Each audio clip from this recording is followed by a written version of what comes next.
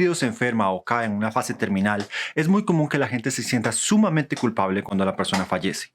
Y es que al contrario de lo que esperaban, no lloran todo el día ni se sienten súper mal, sino que hasta cierto punto sienten un cierto alivio de que su ser querido se haya ido hacia una mejor vida. Y eso los hace sentir como unas personas malísimas, pésimas, como una persona sin corazón.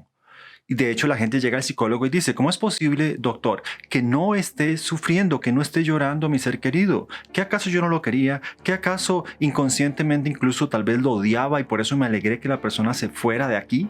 Algunos especialistas sugieren que el duelo pasa por 5 etapas. Esas etapas son negación, es decir, cuando usted no quiere aceptar que algo malo está pasando. Luego pasa por mucho enojo, en el cual usted dice, no, esto no me puede estar pasando a mí. ¿Por qué si yo he sido una buena persona? ¿Por qué si yo siempre comí saludable?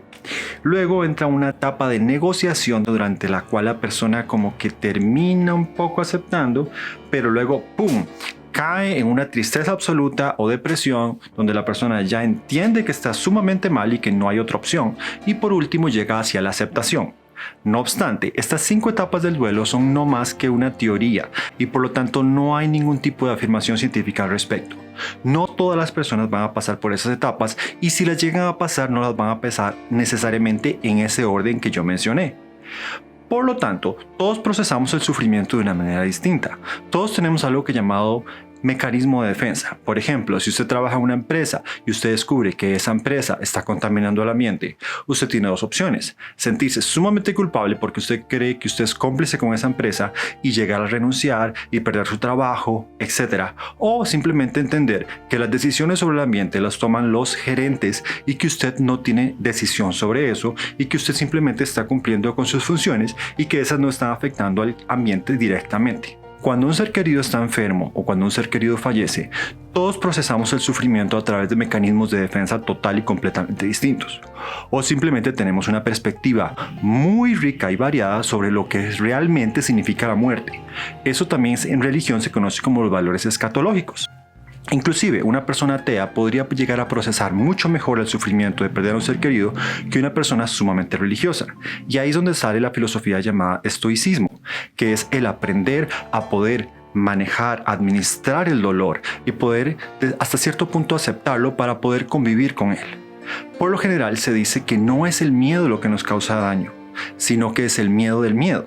Es decir, no es el dolor necesariamente lo que nos causa daño a veces, sino el miedo a tener dolor. ¿Por qué? Porque vamos a evitar a toda costa el dolor. Y cuando evitamos el dolor, en realidad ese dolor va a estar ahí todo el tiempo haciéndonos más daño porque está empujando, tratando de entrar. Es como que alguien esté tocando la puerta que usted no le quiere abrir. La persona va a seguir tocando y tocando la puerta y usted se va a hartar y va a taparse los oídos, pero la bulla siempre va a seguir ahí y cada vez va a tocar la puerta más fuerte.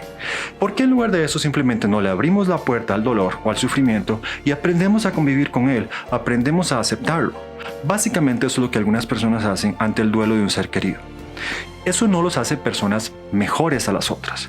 De hecho, el que usted se sienta triste y el que llore todos los días por un ser querido tampoco está mal. Inclusive hay muchas personas que buscan ayuda psicológica precisamente por esa razón, porque creen que nunca se van a recuperar de su duelo.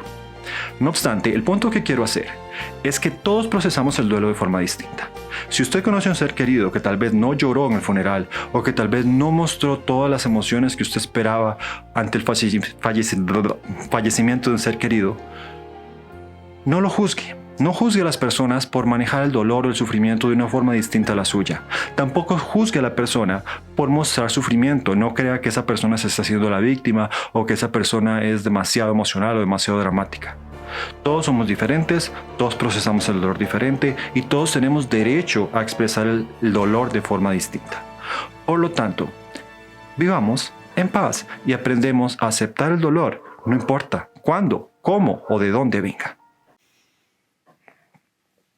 Recuerde, su corazón nunca va a ser juzgado por cuánto amor usted logra dar a los demás, sino que su corazón se mide por cuánto amor usted logra recibir, aceptar e interiorizar de sus seres queridos.